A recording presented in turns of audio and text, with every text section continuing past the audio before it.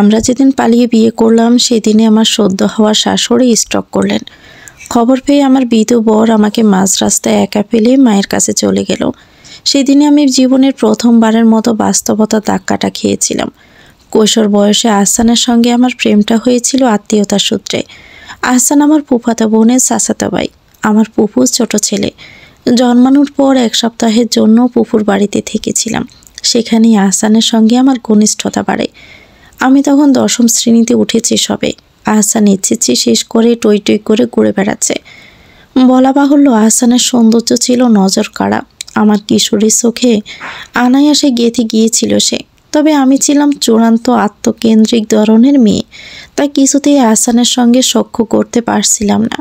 সুযোগটা করে দিল আহসানই। সে অত্যন্ত মিশুক স্বভাবের হওয়ায় আমার স্বভাবের জড়তা কাটাতে 2 দিনের বেশি সময় লাগেনি। তবে না, ওই 7 দিন আমার প্রেম হয়নি। শুধু 7 দিনের মাথায় যখন বিদায় নিতে গেলাম, বুকের ভিতরে কিছু একটা জন করে বাজছিল। বাবার গাড়ি রিজার্ভ করে এনেছিল বাড়ি ফেরার জন্য। আমি ব্যাগপত্রে নিয়ে বেরিয়ে এলাম। আহসানকে অন্য আশেপাশে কোথাও দেখলাম না। কিছু একটা পেলে এসেছি এই বাহানায় ছুটে গিয়েছিলাম ভিতরে। আহসানের ঘরে উকি দিয়ে দেখি সে জানালার কাছে চুপচাপ দাঁড়িয়ে আছে। কোনো কিছু না ভেবেই বলে বসেছিলাম, আহসান ভাই, তোমাকে ভীষণ মিস করব। এরপর আর পিছু ফিরে তাকাইনি। এক ছুটে এসে গাড়িতে চড়ে বসেছিলাম। সারাটি রাস্তায় চোখের পানি লুকিয়েছিলাম কৌশলে। আমার বড় বোনটার গোয়েন্দা স্বভাব আছে। সে বোধহয় কিছু সন্দেহ করেছিল। বারবার খুশিয়ে বলছিল, বাপ্পা মরি, তুই তো পুফির বাড়ি আসতেই চাইতি না, এবার হঠাৎ করে ছেড়ে আসতে চাইছিস না, ঘটনাটা কি? কোনো ঘটনা নেই তো রিয়াপু। টুবাইয়ের জন্য মন কেমন করছে। টুবাই আবার পুপির ছিলেন না, আমি রেখেছি নামটা। নাম সিলেকশনের সময় যখন হুট করে নামটা বলেছিলাম, তখন সবাই খুব হাসাহাসি করছিল। একমাত্র আহসান বলেছিল নামটা তার পছন্দ হয়েছে। এভাবেই ছোট ছোট ব্যবহার দিয়ে আহসান আমার বোকা মনটাকে বশত গেড়েছিল। দ্বিতীয়বার আমাদের দেখা হলো প্রায় 5 মাস পরে। এই 5 মাসের একটি রাতও এমন ছিল না যে আমি আহসানকে মনে করে চটপট করিনি। এসএসসির আগে ফোন ব্যবহারের পারমিশন ছিল না আমার। তার চেয়ে বড় কথা, আহসানের কোনো কন্ট্যাক্ট আমার কাছে ছিল না। ফুফির কাছে মা যখন ফোন করতো তখন উৎকর্ণ হয়ে থাকতাম আহসানের কণ্ঠ শুনতে। প্রতিবারই হতাশ হতাম। এরই মাঝে আহসানের রেজাল্ট হলো। তাকে দেশে রাখবে না তার বাবা মা। আহসান বাহিরে পড়তে যাওয়ার প্রস্তুতি আগে থেকেই নিচ্ছিল। কিছুদিন বাদে খবর পেলাম সে কানাডায় পড়তে যাবে, সেখানকার একটি স্বনামধন্য বিশ্ববিদ্যালয়ে। চান্স পাওয়ার খুশিতে আমাদের দাওয়াত পড়ল পুফির বাড়ি। আমার পুফির যা, অর্থাৎ আহসানের মা ভীষণ অহংকারী ও চতুর মানুষ। শোভ করার অভ্যাস ওনার রন্দে রন্দে। আহসানের ভালো ফলাফলও বাহিরে পড়তে যাওয়াকে তিনি ছাদে যাওয়ার সঙ্গে তুলনা করে বসেছে। আহসানের সঙ্গে দেখা করার জন্য প্রতিনিয়ত ছটপট করেছি ঠিকই, কিন্তু যখন শুনলাম তার দেশে থাকার সময় কম, এরপর থেকে কেন জানি না একটা শূন্যতা আমায় ঘিরে ধরল। যে আমি ফুফুর বাড়ির নাম উঠলে সবচেয়ে বেশি আগ্রহ দেখাতাম, সে আমি এবার ওদের নিমন্ত্রণে গেলাম সবচেয়ে গোমরা মুখ নিয়ে। আহসানের সঙ্গে দেখা হলো একেবারে এক টেবিলে, খাবার টেবিলে। তাকে দেখে বিষম খেলাম। 5 মাসের ব্যবধানে কি অপূর্বই না হয়ে গেছে সে।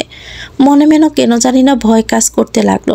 আচ্ছা, আহসান যদি আর না ফিরে আসে, সে দেশে প্রেম বিয়ে সেরে ফেলে, করলেও অবাক হওয়ার কিছু থাকবে না, কিন্তু গোপনে একটা হৃদয় ভাঙার যন্ত্রণা তো থাকবেই, যার সম্পর্কে সকলেই অজ্ঞাত।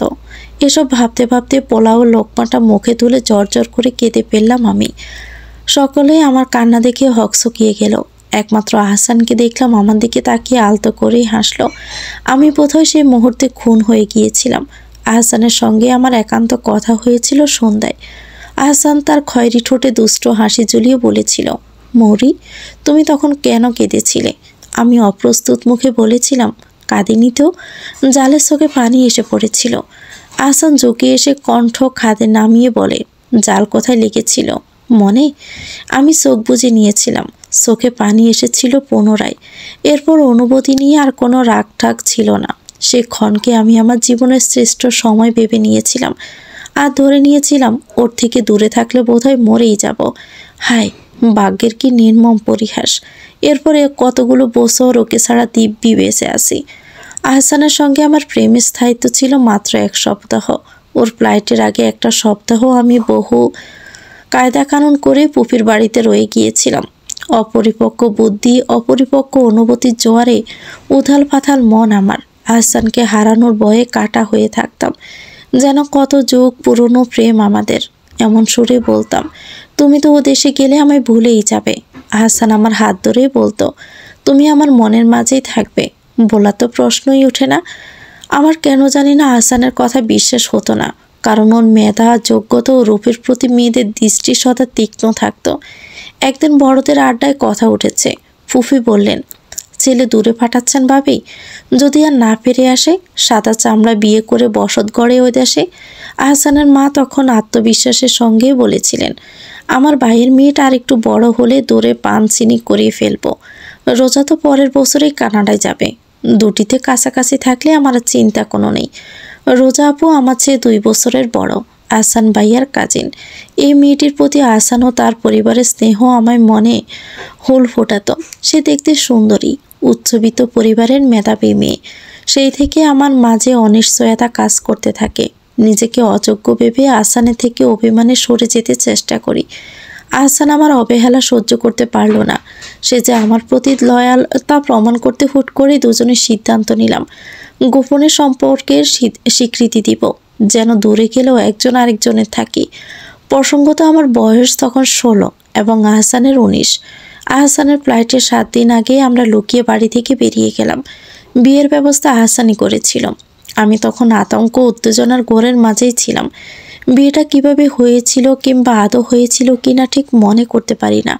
শুধু মনে আছে, আহসান যখন বলল আমাদের কেউ আলাদা করতে পারবে না, তখনই বাড়ি থেকে ফোন আসে আর আহসান আমাকে একা ফেলেই চলে যায়। এরপর ওর সঙ্গে আমার আর দেখা হয়নি, কথাও হয়নি। সেদিন লুকিয়ে বাড়ি থেকে বের হওয়ার ঘটনাও কেউ জানতো না। তবে সেই ঘটনার প্রভাব আমার উপর কতটা পড়েছিল তা যদি একটা বাক্যে বলি, আমার এসএসসিতে ভয়ানকভাবে খারাপ ফলাফল করেছিলাম। আমার বান্ধবীরা যখন গোল্ডেন নিয়ে লাফালাফি করছে, তখন আমি ঘরের কোনো মুখ লুকিয়ে কেঁদেছি। বাবা মায়ের বকা শুনেছি। সেই ধাক্কার পর থেকে নিজেকে পরিবর্তনের তাগিদ অনুভব করি। আবেগে পায়ে বেড়ি পরিয়ে দেই। তারপর পেরিয়ে গেল 5টি বছর। কলেজ জীবন পেরিয়ে বিশ্ববিদ্যালয়ে শেষ প্রান্তে পৌঁছে গেছি আমি। জীবন নিয়ে অনেক বেশি সিরিয়াস, আত্মবিশ্বাসী, যোগ্যতা সম্পন্ন একজন নারী। রূপের দিক থেকেও নেহাত তুচ্ছ কেউ নয়। স্বপ্ন জয়ের পথে এগিয়ে চলেছি দুর্বার গতিতে। আমার জীবনে কোথাও যখন অতীতের বিন্দুমাত্র ছায়া নেই, ঠিক তখনই পুনরায় একটা জ্বরটা উঠল আমার মাঝে। বহুদিন বাদে আবারও সেই নাম আমায় ধাক্কা দিল, আহসান মুকিত। আর 5টা দিনের মতো ভার্সিটি থেকে ফিরে দেখতে পেলাম তরিয়াপু ভীষণ যত্ন নিয়ে সারছে। তরিয়াপুর সাজ দেখে অবাক হওয়ার কিছুই নেই। আমার আপুটা ভীষণ সুন্দরী, নিজেকে সাজিয়ে গুছিয়ে রাখতেই পছন্দ করে, তাই প্রথমে সেভাবে পাত্তা দেয়নি। কিন্তু রান্নাঘর থেকে খাবারের সুঘ্রাণ পেয়ে কৌতূহলে মনেই প্রশ্ন করলাম, আজ বিশেষ কিছু আছে নাকি আপু? মা তখন ব্যস্ত সুরেই বলল, তরিকে দেখতে আসবে। সকালে তোর ফুফু হঠাৎ করে ফোন দিয়ে জানালো, অল্প সময়ে যা পারছি তাই ব্যবস্থা করছে। কোত্থেকে আসবে? ছেলে কি করে? তোর ফুফুর ঘরের মানুষ। আহসানকে মনে আছে? সে আবার দেশে এসেছে বিয়ে করতে, তার জন্যই তরিকে চেয়েছে ওরা।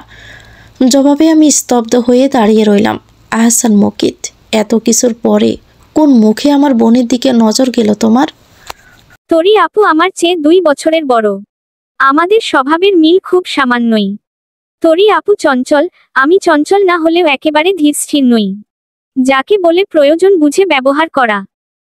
তরি আপু দেখতে অতিশয় সুন্দরী, মেধাবী, আধুনিকা। মাস্টার্স শেষ করে সরকারি চাকরির চেষ্টা করছে। আপুকে নিয়ে বাবা মায়ের অনেক বেশি আকাঙ্ক্ষা। আমি গড়পড়তা সাদামাটা মেয়ে। আমাকে নিয়ে খুব বেশি আকাঙ্ক্ষা বাবা মায়ের মাঝে দেখা যায় না। এসএসসিতে ভয়ানক বাজে ফলাফল করে আমি তাদের সকল আশাকে অঙ্কুরেই নৈরাশ্যে রূপান্তর করেছিলাম। এরপর যতই ভালো করার চেষ্টা করেছি, আমার চেষ্টাটা আপুকে ছাপিয়ে কারো নজর কাটতে পারেনি। বিয়ের ক্ষেত্রে তরি আপুর চাহিদার লিস্ট ছিল রেলগাড়ির মতো। ফলে এর আগে বহু সম্বন্ধ আসলেও কোনোটাতেই তার মন বসেনি। এবার চিত্র ভিন্ন। আপুর হটপিঙ্ক লিপস্টিক মাখা ঠোঁটের হাসিটাই বলে দিচ্ছে পাত্রকে নিয়ে তার বেজায় আগ্রহ। কিন্তু আমার মনে যে বেজায় সংশয়। যে পুরুষের যোগ্যতার গুণে সকলে ধন্যী ধন্যী করছে তার মেরুদণ্ডহীন রূপটা তো অল্প বয়সেই দেখা হয়ে গেছে আমারই বোনের সঙ্গে তাকে আমি কিভাবে মেনে নিই? তবুও বিবেকের তীব্র উপস্থিতির এক ফাঁকে যতক্ষণ পর্যন্ত সামান্য পরিমাণে আবেগ তাজা ছিল ততক্ষণ ভাবতাম অল্প বয়সের খামখেয়ালিপনায় দুজনেই ভুল করেছি। আহসান হয়তো পরপর ঘটনার আকস্মিকতায় ভয় পেয়ে গেছিল, কিংবা বিয়ে করার সিদ্ধান্তটাই হঠকারিতার ছিল। পরবর্তীতে যখন ভয় কেটে যাবে অন্তত আমার সঙ্গে যোগাযোগ করবে। ভুল শুধরে একে অপরের সঙ্গে সম্পর্কে রীতি টানা কিংবা ভালোবাসার প্রতিশ্রুতি বজায় রাখা কিছু তো একটা করবেই। কিন্তু দিনের পর দিন কেটে গেল। বাস্তবের তীব্র পেছনে আমার মূর্খ আবেগটা মিলিয়ে গেল যেন। আর আজ সেই আহসান কিনা চূড়ান্ত নির্লজ্জের মতো আমারই বড় বোনকে দেখতে আসে। একবার ভাবলাম আপুকে সব বলে দেই, কিন্তু আপু যদি বিশ্বাস না করে? প্রমাণ যে নেই। তাছাড়া আহসানও যে ঘটনা অস্বীকার করবে না তার কি নিশ্চয়তা? নিজেকে হে করার স্বাদ জাগলো না মনে। কিন্তু এই বিয়ে হতে দেব না আমি। আহসানের মুখোমুখি হওয়ার প্রয়োজন অনুভব করলাম। দাঁতে দাঁত চিপে অপেক্ষায় থাকলাম আহসানের দেখা পেতে। বিকেল 4টে বাজে তখন। আমি সদ্য গোসল করে মাথায় গামছা প্যাঁচিয়ে নিচতলায় হাঁটাহাঁটি করছি। মা বলেছে বসার ঘরটা পরিপাটি করে রাখতে। আমি নামমাত্র গোছানোর ভান করছিলাম। তখনই কলিং বেল বাজল। দৌড়ে গিয়ে দরজা খুলতেই দেখলাম ফুপিরা এসে হাজির। এসেছে সব মেয়েমহল। আমাকে নিরাশ করে স্বয়ং পাত্রই অনুপস্থিত। ফুপি আমাকে জড়িয়ে ধরে আপ্লুত সুরে বলল, তোকে কতদিন বাদে দেখলাম রে মৌরি। ছোটবেলায় ফুপির বাড়ি ছাড়া কিছুই বুঝতি না, আর এখন তোর দেখাই পাওয়া যায় না। টুবাই কত কান্নাকাটি করে তোর জন্য, তাও যাস না। কিসের এত ব্যস্ততা তোর? আমি টুবাইকে আদর করার বাহানায় কথা এড়াবার চেষ্টা করলাম। তাতে পাত্তা না দিয়ে ফুপি আবার বলল, ফুপির প্রতি মায়া কম তাই যাস না। বোনের শ্বশুর বাড়ি হলে ঠিকই যাবি। বিয়ে কি ঠিক করে ফেলেছ নাকি? জিজ্ঞেস করলাম আমি। ফুপি বলল, দুই পক্ষে অপছন্দের কিছু আছে নাকি? পাত্র পাত্রী দুটিকেই আমি চিনি, সুতরাং বিয়ে হবে নিশ্চিত থাক। কিন্তু আমি তো শুনেছিলাম আহসান ভাইয়ার কাজিন রোজার সঙ্গে বিয়েটিয়ে হবে। হলো না কেন? প্রশ্ন করার সঙ্গে সঙ্গে খেয়াল করলাম আহসানের মায়ের মুখটা কালো হয়ে গেছে। তিনি এসে থেকেই আমাকে অদ্ভুত চোখে দেখছেন খেয়াল করেছি। ফুপিও দেখলাম কৌশলে প্রসঙ্গ এড়ালেন। ওসব ছোটবেলায় বাবা মায়েরা অনেক কিছুই ঠিক করে, সন্তান বড় হতে হতে পরিস্থিতিও বদলে যায়। কিন্তু আমি যে তাতে দমে যাওয়ার পাত্রী নই। আমার আপুর জীবন এখানে জড়িয়ে যাচ্ছে, তাও এমন ব্যক্তির সঙ্গে যার সাথে আমি অতীতে জড়িয়ে গেছি। আমি জানি না অতীতে আমাদের বিয়েটা আদৌ সঠিক পন্থায় হয়েছিল কিনা। যদি নাও হয়ে থাকে এমন এক চিটারের সঙ্গে আপুর বিয়ে আমি কিছুতেই হতে দেব না। কিন্তু নাটের গুরু কই? জিজ্ঞেস করলাম, তা আমার হবু দুলাভাই কোথায়? আহসান সবে দেশে এসেছে তো, অফিসিয়াল কাজে একটু ব্যস্ত আছে। বিয়ের যাবতীয় সিদ্ধান্ত আমাদের ওপর ছেড়ে দিয়েছে। উত্তর আমার পছন্দ হলো না। আমার পছন্দ অপছন্দ নিয়ে কেউ বসেও রইল না। এক আসরেই পাত্রী দেখা থেকে শুরু করে বিয়ের কথাও ফাইনাল হয়ে গেল। ফুপি ঘোষণা দিলেন সামনের শুক্রবার পারিবারিকভাবে তরি আপুর সাথে আহসানের আকদ হবে। বিয়ের আয়োজন হবে পরে। আহসানেরও নাকি এমনটাই মতামত। এত তাড়াহুড়ার কি আছে বুঝলাম না। আমার মা, বাবা, বোনকেও দেখা গেল সিদ্ধান্ত মেনে নিতে। অসহায়তায় চোখে পানি চলে এলো আমার। ঠিক করলাম নিজেই যাব আহসানের কাছে, কিন্তু যাব বললেই যাওয়া হলো না। আহসান আমার ধরাছোঁয়ার বাইরেই রয়ে গেল। আপুকে মাঝে মাঝেই দেখি কার সঙ্গে যেন ফিসফিস করে কথা বলে। অনেক রাত অবধি কথার আওয়াজ পাওয়া যায়। সকালে জিজ্ঞেস করতেই লাজুক হেসে বলল আহসানের সঙ্গে কথা বলে। শুনেই পায়ের রক্ত মাথায় উঠল। আহসানের মনে অতীত নিয়ে সামান্যতম অনুশোচনা বা আক্ষেপ নেই? কি করে আমার সঙ্গে মীমাংসায় না গিয়ে সে আপুর সঙ্গে রাতভর প্রেম করে বেড়ায়? এর মানে আমাকে পাত্তা দেওয়ার প্রয়োজনই নেই? এতটা বেপরোয়া হয়েছে আহসান। ওর প্রতারণার মাত্রা দেখে অসুস্থ বোধ করতে লাগলাম। আপু ঘাবড়ে গিয়ে আমাকে ধরে ফেলল। চিন্তিত গলায় বলল, এই মৌরি, তোর কি হয়েছে? কিছু না আপু, সামান্য প্রেশার ফল করেছে। এই বয়সে এমন প্রেশার ফল করবে কেন? ঘরে গিয়ে শুয়ে থাক। আপু চলে যাচ্ছিল। আমি ডেকে বললাম, আপু, আহসান ভাইয়ার নম্বরটা আমায় দেওয়া যাবে? আপু ভ্রু কুঁচকে বলল, তুই ওর নম্বর দিয়ে কি করবি? এমনি হবু দুলাভাইয়ের সঙ্গে পরিচিত হব। অনেক বছর হলো কথা হয় না তো, তাই। ও ব্যস্ত মানুষ। ফোনে কথা বলার প্রয়োজন নেই, সামনাসামনি দেখা করিস। আপু যেন এক প্রকার এড়িয়েই গেল বিষয়টা। দেখতে দেখতে গায়ে হলুদের রাত চলে এলো। আহসানের ধারে কাছেও পৌঁছাতে পারলাম না আমি। কারো মাধ্যমেও যোগাযোগ সম্ভব হলো না। ধৈর্যের বাঁধ ভেঙে শেষমেশ আপুকেই সবটা খুলে বললাম। ছোটবেলা থেকে আপু আর আমার মাঝে হিংসাসুলভ সম্পর্ক থাকলেও বড় হওয়ার পর সেটা কমে গেছিল। কেননা ছোটবেলায় আমি সবকিছুতে আপুকে সমানে সমানে টক্কর দিতাম। 5 বছর আগে থেকে টক্কর দেওয়া ছেড়ে দিয়েছি। আপুই সবকিছুতে বিনা প্রতিদ্বন্দ্বিতায় জয়ী হয় বলে আমাকে আর হিংসে করে না। তাই ভেবেছিলাম আপু অন্তত আমায় বিশ্বাস করবে। কিন্তু প্রতিক্রিয়া হলো বিপরীত। আপু তীব্র ক্ষোভে বলেই বসল, আমার এত ভালো একটা বর জুটছে সেটা তোর সহ্য হচ্ছে না তাই না? ছোটবেলার মতো হিংসে করে কেড়ে নিতে চাইছিস? আবার মিথ্যা বিয়ের গল্পও ফাঁদছিস? তোর পেটে এত শয়তানি? বিশ্বাস করো আপু, আহসান একটা প্রতারক, মেরুদণ্ডহীন পুরুষ। আমি ওকে আমার জীবনে চাই না। ওর দ্বারা তোমার জীবন নষ্ট হোক সেটাও চাইছি না। আমি তোর আর একটা কথাও শুনতে ইচ্ছুক নই। এক্ষুনি আমার ঘর থেকে বেরিয়ে যা, নয়তো সবাইকে ডেকে ডেকে তোর কেচ্ছা শোনাবো।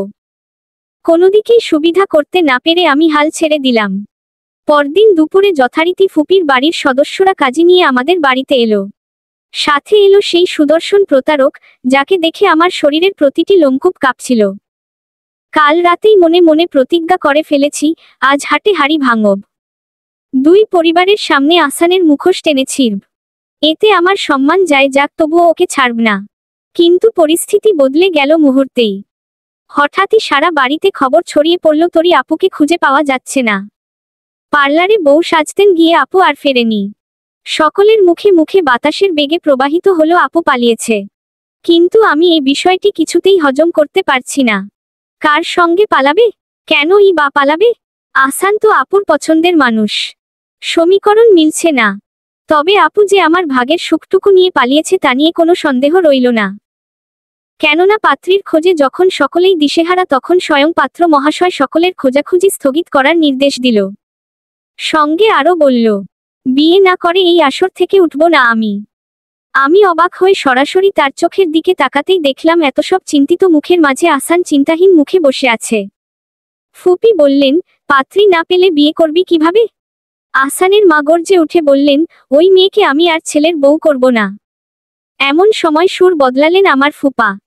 আমার দিকে ঘাড় ঘুরিয়ে চেয়ে বললেন, দেশে কি মেয়ের অভাব যে তোরির জন্য আমাদের ছেলে বসে থাকবে? পাত্রী তো চোখের সামনেই আছে। সেই ইঙ্গিত বুঝতে উপস্থিত কারোই অসুবিধা হয়নি। বর বিয়ে করতে এসে অপমানিত হয়ে ফিরে যাবে তা বরপক্ষের সহ্য হবে না। তার চেয়ে এক মেয়ের বিয়ের সভায় আরেক মেয়ের বলিদান হওয়াটাকে তারা সহজতর পন্থা মনে করে। সেখানে মেয়েটির অপমান কতটুকু তা নিয়ে ভাবার অবকাশ ওদের নেই। এক মেয়ের অপমানের শোধ আরেক মেয়েকে দিয়ে পূরণ করবে তারা। অতঃপর বড় বোনের জায়গায় ধরে বেঁধে কবুল বলানো হলো ছোট বোনকে। আমি সেদিন খুব কাঁদলাম। বিয়ে না করার বাহানায় সকলের সঙ্গে বেয়াদবি করলাম। কিন্তু আমার জেদকে কেউ আমলে নিল না। উল্টে বুঝো দেওয়া হলো। হুট করে বিয়ে। যেহেতু মানিয়ে নিতে সময় লাগবে, মৌরি না হয় বাপের বাড়িতেই থাকবে আপাতত।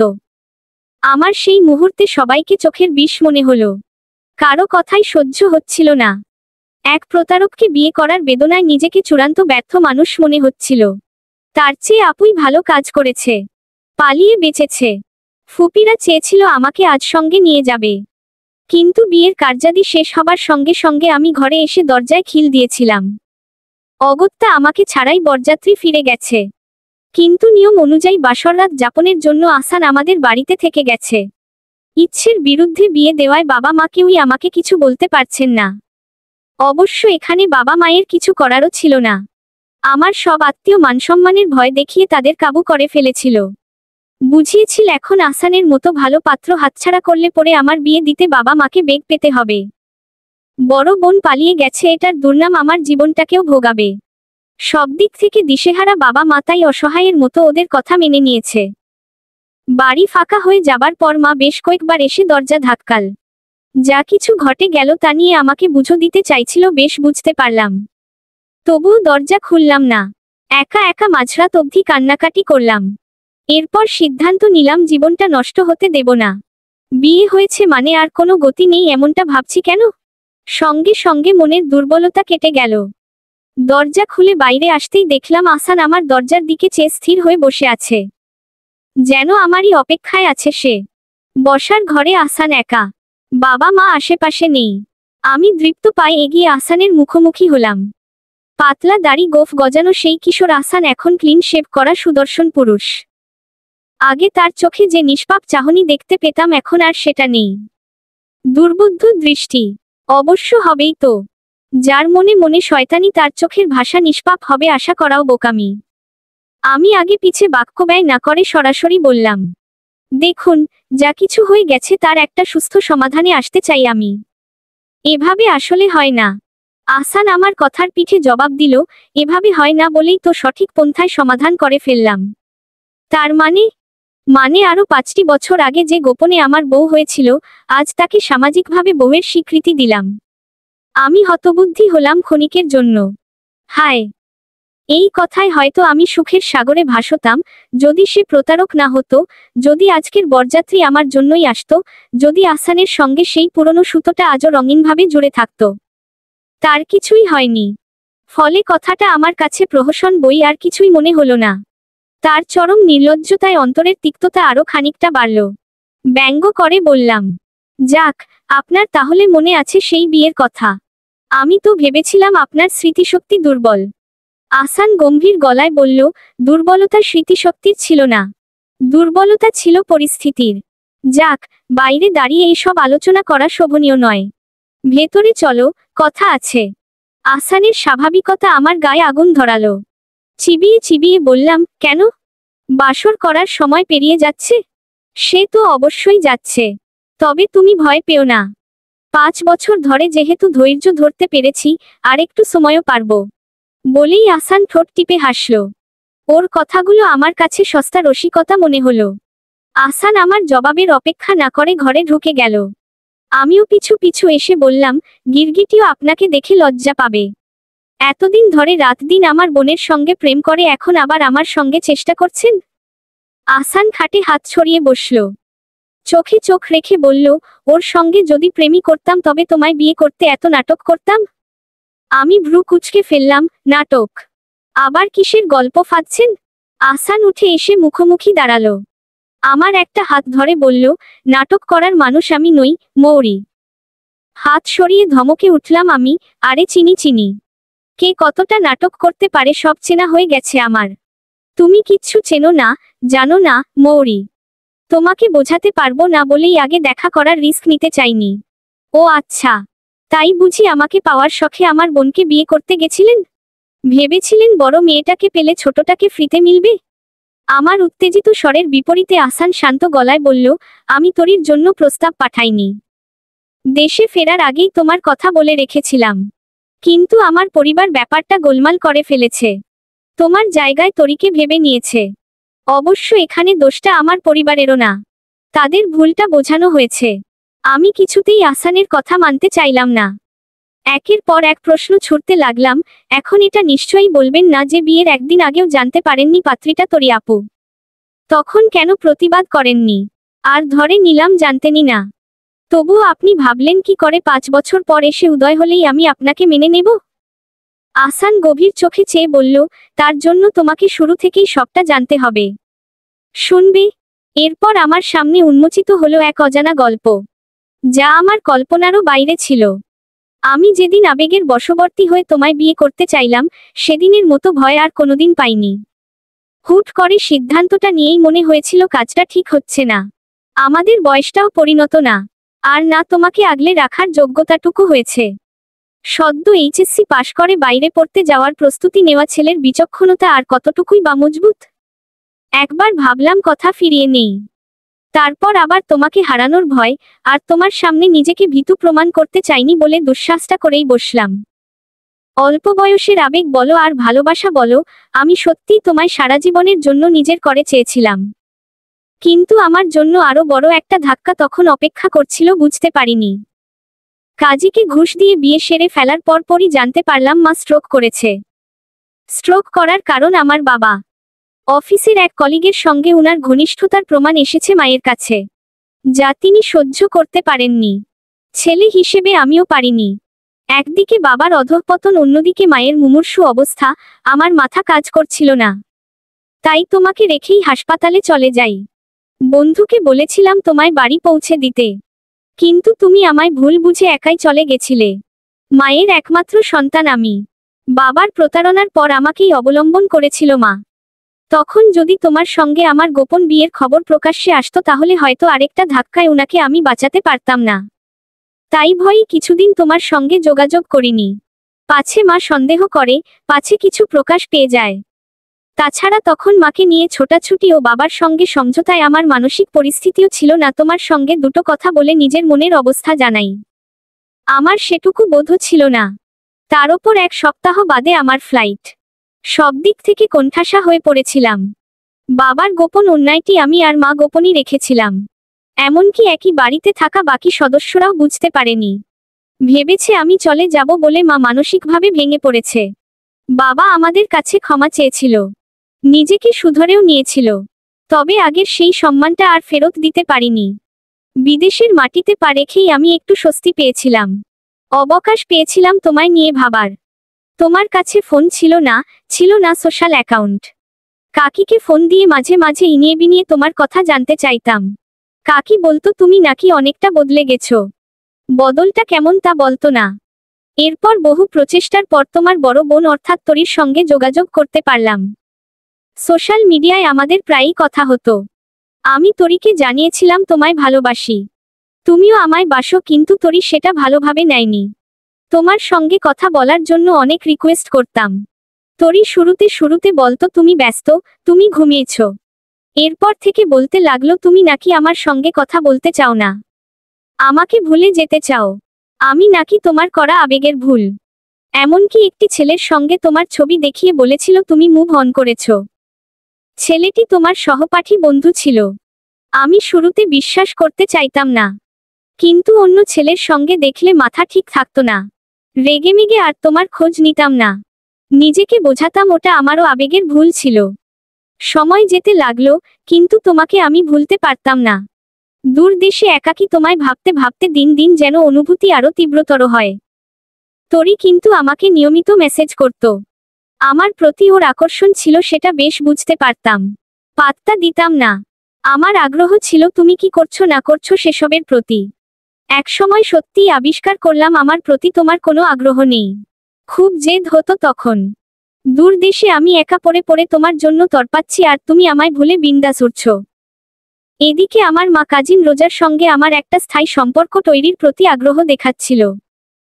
তোমার প্রতি জেদ ধরে সেটাতে রাজিও হলাম। শেষে দেখা গেল রোজা তার ব্রিটিশ বয়ফ্রেন্ডের সাথে লিভ ইন রিলেশনশিপে আছে। আমাদের সংস্কারবদ্ধ মন পাশ্চাত্যের এই সংস্কৃতিকে গ্রহণ করতে ব্যর্থ। সুতরাং পাত্রী বাতিল। আবারও আমার মন মস্তিষ্কে তুমিই গেঁথে রইলে। কিন্তু সেটা জেদ হয়ে। তোমায় আমি স্টক করতাম নিয়মিত।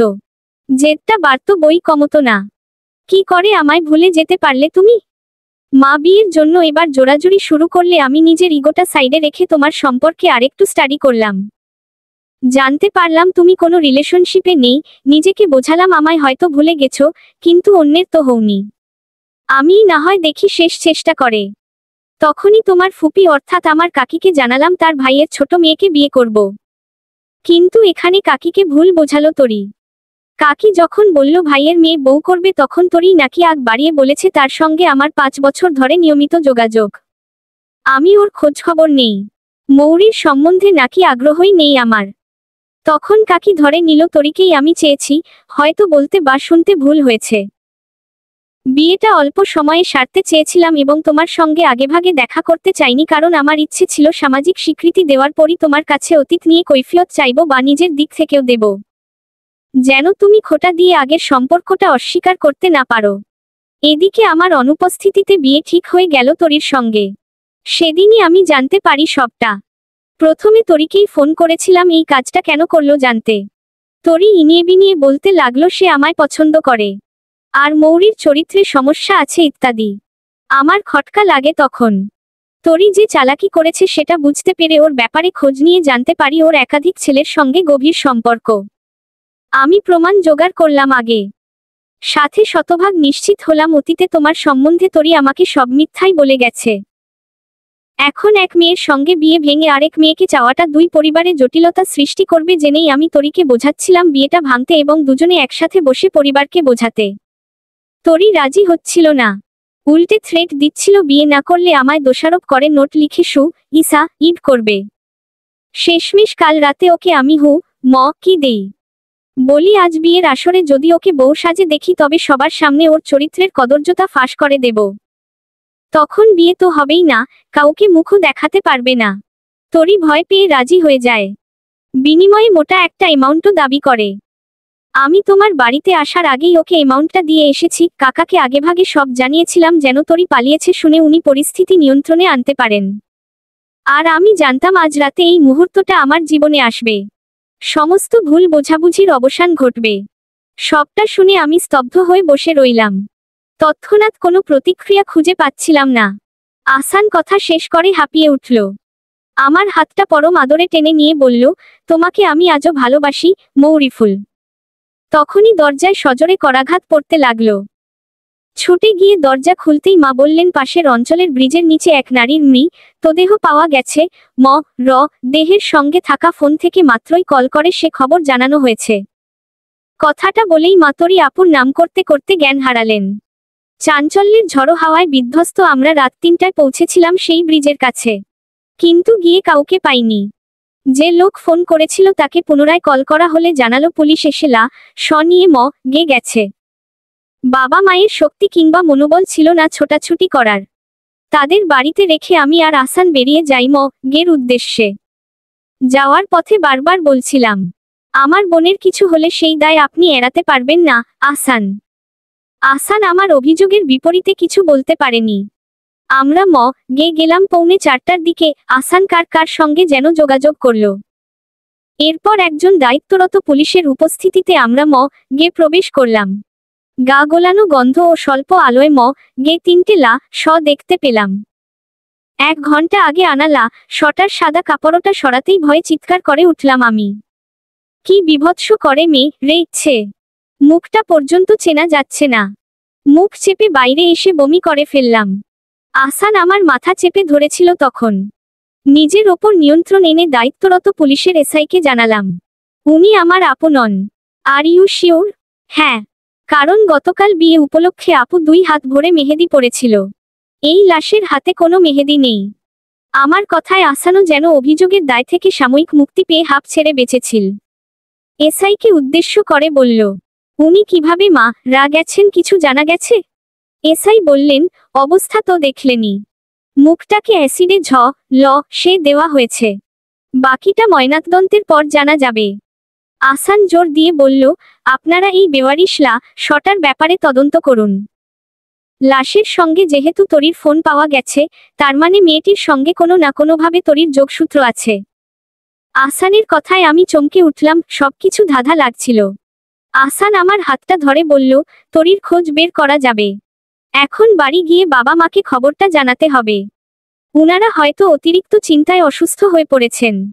তরি আপুর লাপাত্তা হওয়ায় পৃথিবীর কোথাও কিছু থেমে থাকেনি। সব রোজকার নিয়মে চলছে।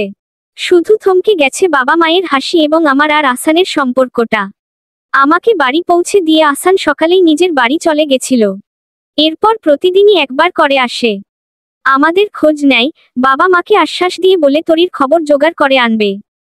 কিন্তু রাতে এখানে থাকে না, আমিও থাকতে বলি না।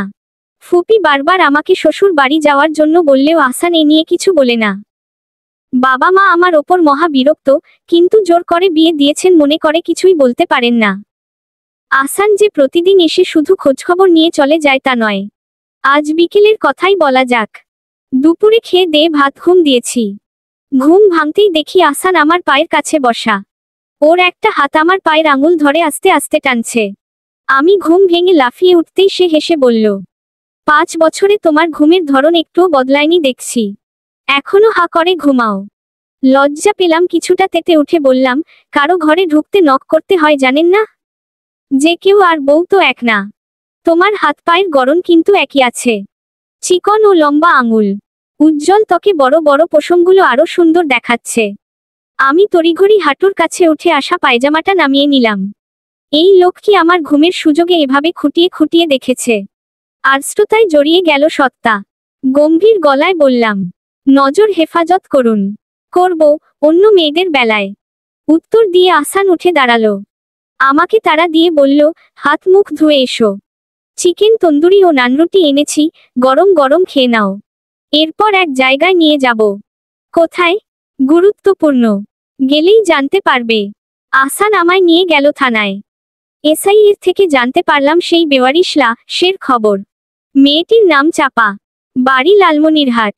ঢাকায় থেকে মেয়েটি পড়াশোনা করত। পাশাপাশি পার্ট টাইম জব করে বাড়িতে ভালো অ্যামাউন্টের টাকা পাঠাতো। কিন্তু পার্ট টাইম জব করে নিজের খরচ সামলে বাড়িতে এত টাকা কি করে দেয় সেখানেই খটকা লাগে। চাপার শনাক্ত করেছিল তার ক্লাসমেটরা। ওদের কাছে চাপার সম্পর্কে ব্যক্তিগত তথ্য পাওয়া না গেলেও এটুকু জানা যায় চাপা একটি কসমেটিক্স ব্র্যান্ডের ডিলার হিসেবে কাজ করত। মেয়েদেরকে সেই ব্র্যান্ডের প্রোডাক্ট কেনার জন্য বিভিন্নভাবে আকর্ষণ ও প্রচারণা করত। এছাড়া মেয়েটি কারো সঙ্গে বিশেষ মিশত না। চাপার সহপাঠীদের কাছ থেকে পাওয়া ফোন নম্বরটি নিয়ে অনুসন্ধান চালিয়ে তত্তুর কয়েক ঘন্টা আগে যে ফোন নম্বরটির সঙ্গে কথোপকথন হয় সেটা শনাক্ত করা হয়। কাকতালীয়ভাবে তরির ফোন থেকেও সেই নম্বরেই শেষবার যোগাযোগ করা হয়েছে। অর্থাৎ দুটি মেয়ের সঙ্গেই লোকটির যোগসূত্র আছে। অনুসন্ধান করে জানা যায় সেই নম্বরটি কসমেটিক্স ব্র্যান্ডের মালিক কায়সারের। মালিকের সঙ্গে চাপার বেশ সখ্য ছিল। সখ্যতা এমন পর্যায়ে গেছিল যে প্রায়ই কায়সারের বাগান বাড়িতে দেখা যেত চাপাকে। পরবর্তীতে মেয়েটি অন্তঃসত্ত্বা হলে সন্তানের অধিকার দাবি করে। স্বাভাবিকভাবেই তথাকথিত প্রেমিক তা দিতে অস্বীকার করে। চাপাও সবাইকে জানিয়ে দেওয়ার হুমকি দিতে থাকে। এদিকে কায়সারের প্রেমিকা ছিল তরি। কথা ছিল খুব শীঘ্রই তরিকে বিয়ে করবে কায়সার। প্রায়শই গভীর ভালোবাসা বাসীও হতো তাদের। চাপা মেয়েটার চাকরিতে আসার পর কায়সারের সঙ্গে সখ্য নিয়ে সন্দেহ হতো। এক পর্যায়ে সন্দেহ সত্যি প্রমাণিত হলে কায়সারের ওপর থেকে তরির বিশ্বাস টলে যায়। এমন সময় আহসান নামটা কানে আসে তরির। আহসানের সুদর্শনতায় ও যোগ্যতায় সদা প্রলুব্ধ তরি ভাবে কায়সারের চেয়ে আহসান বেটার অপশন হতে পারে। তখন সে বোনকে সরিয়ে নিজেকে প্রতিষ্ঠা করতে চায়। কিন্তু আহসানের বিচক্ষণতার কাছে সহজেই ধরা পড়ে যায়। তরি সবকুল হারিয়ে যখন ডুবে যাওয়ার পথে তখন কায়সারকেই পুনরায় অবলম্বন করতে চাইল। কেননা কায়সারের সঙ্গে তার সম্পর্ক মাত্রাধিক গভীর ছিল, পাশাপাশি কায়সারের বিত্তশালী জীবনযাপনের প্রতি লসাও ছিল। কায়সারও তরির লাশসময় তাই হাবুডুবু খেত সর্বদা। সে কায়সারকে চাপ দিতে লাগলো চাপার ঝামেলা উপরে ফেলে বিয়ে করে নিতে। কায়সার তরির ওপর দুর্বল ছিল। বিয়ে করার ইচ্ছেও রেখেছিল বলে এক কথায় রাজি হয়ে যায়। এদিকে তরিও সুযোগ বুঝে আহসানের কাছ থেকে টাকা হাতিয়ে নেয়। এরপর তরি ও কায়সার মিলে বুদ্ধি করে কিভাবে চাপা নামক কাটাকে উপরে ফেলবে। আপোষে মানতে রাজি ছিল না চাপা। টাকার লোভে গর্ভপাত করতে চায়নি। নিজের তন্ডাল ঢাকতে তাই সর্বশেষ পন্থা হিসেবে অ্যাসিডে ওড়িয়ে চাপাকে মেরে ফেলতে চায় কায়সার। চাপা বাঁচতে চেয়েছিল।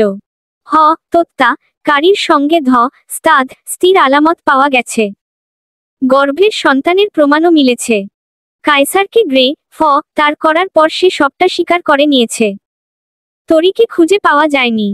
চূড়ান্ত ধুরন্ধর মেয়েটি কি করে যেন পুলিশকে ফাঁকি দিয়ে পালিয়ে গেছে। আহসান জিজ্ঞেস করল, তরির ফোনটা? ওটা লাশের কাছে কি করে মিলল? ফেলে যাওয়ার সময় হয়তো কোনোভাবে পড়ে গেছিল। তরি সরাসরি এই তত্ত্বা কাণ্ডে জড়িত ছিল। এসআই এর কাছে সব শুনে নির্বাক হয়ে রইলাম আমি। আমার তরি আপু একটা তত্ত্বা কাণ্ডের সঙ্গে জড়িত, শুধু নিজের স্বার্থের জন্য। আচমকা সেই রাতে সানো দেহটির চেহারা আমার চোখের সামনে ভেসে উঠল। প্রেশার লো হয়ে জ্ঞান হারালাম। এরপর থেকে বহুরাত সেই সানো নারীটি আমাকে রাতে ঘুমাতে দেয়নি। আপুর মতার চিহ্ন আমার শান্তি কেড়ে নিয়েছিল।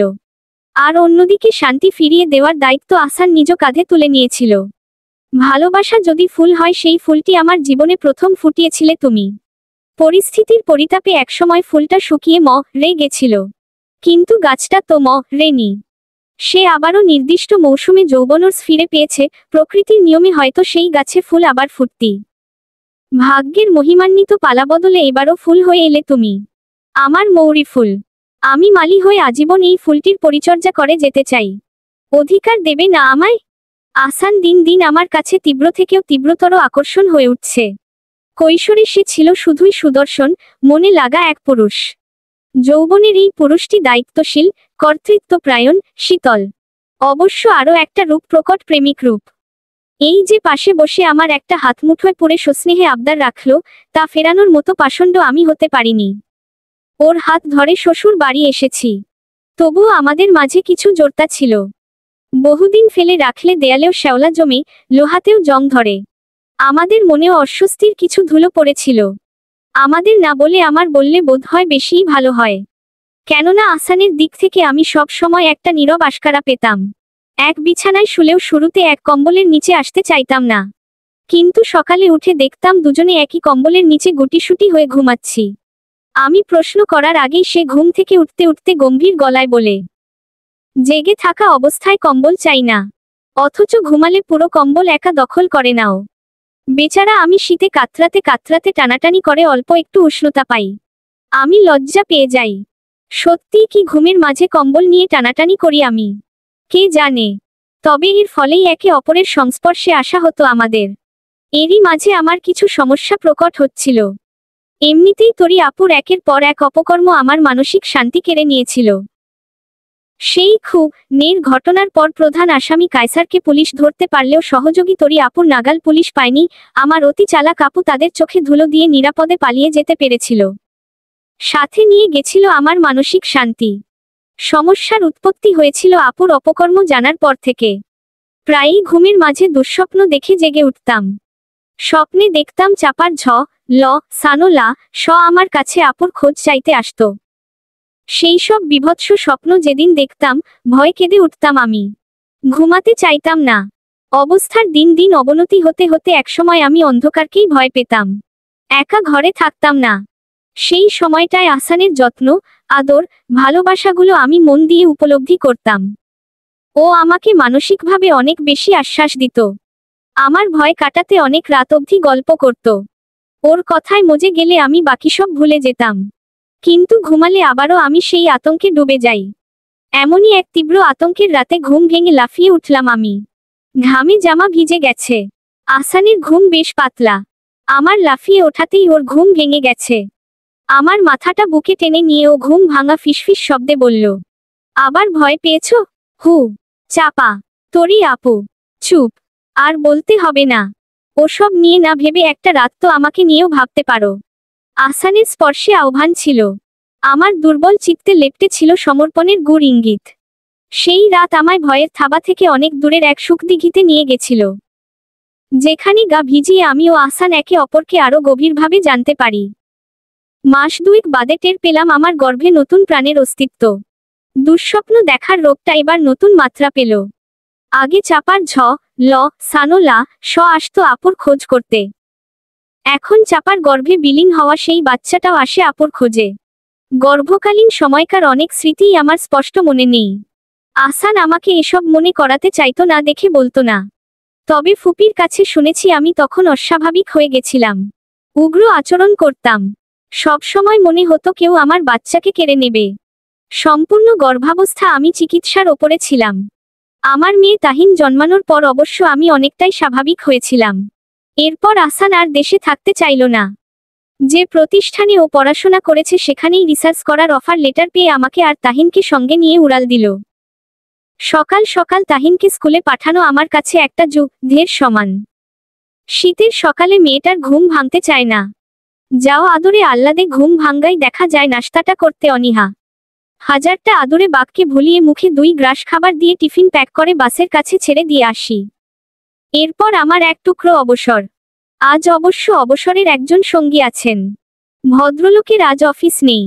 তাই নাকি বউকে ঘরের কাজে সাহায্য করবেন। সাহায্যের নমুনাস্বরূপ এখনো নাক ডেকে ঘুমাচ্ছেন। সব কাজ শেষ করে কফি কাপটা হাতে নিয়ে রুমে ঢুকে দেখি আহসান তখনও ঘুমাচ্ছে। 1 বছর হলো দেশে ফিরে এসে থিতু হয়েছি আমরা। আহসান দেশেই চাকরি করছে। আর আমি পুরোদস্তুর গৃহিণী। আহসানের পাশে বসে গরম কাপটা ওর নাকের ওপর ধরলাম। আহসান চোখ মেলল সঙ্গে সঙ্গে। জড়ানো সুরে বলল, জন্মসূত্রে প্রাপ্ত নাকটা এমনিতেই বোচা। তুমি আরো চ্যাপ্টা করার বাহানায় আছো নাকি? হেসে বললাম, হলে ক্ষতি কি? লোকে বলবে বোচার বউ। উহু, লোকে বলবে সুন্দরীর বর। আমার গর্বিত স্বরে আসান ভ্রু বাঁকাল। আচ্ছা, আমাকে অসুন্দর বানিয়ে নিজের সুন্দরতার প্রশংসা পাওয়ার চেষ্টা করা হচ্ছে? বললাম, এখন ফ্রেশ না হলে লোকে বলবে কর্মঠ বউয়ের অলস বর। আসানকে জোর করে বাথরুমে পাঠালাম আমি। এরপর লেগে পড়লাম বিছানা গুছাতে। বালিশের নিচ থেকে আসানের ফোনটা বের করতেই দেখলাম স্ক্রিনে একটা নতুন মেসেজ। নামটা দেখে বুকটা ধক করে উঠল। কাপা কাপা হাতে মেসেজটা ওপেন করতেই দেখলাম তাতে লেখা, তুমি আসছো তো? প্রেরকের নাম তরি মাহমুদ।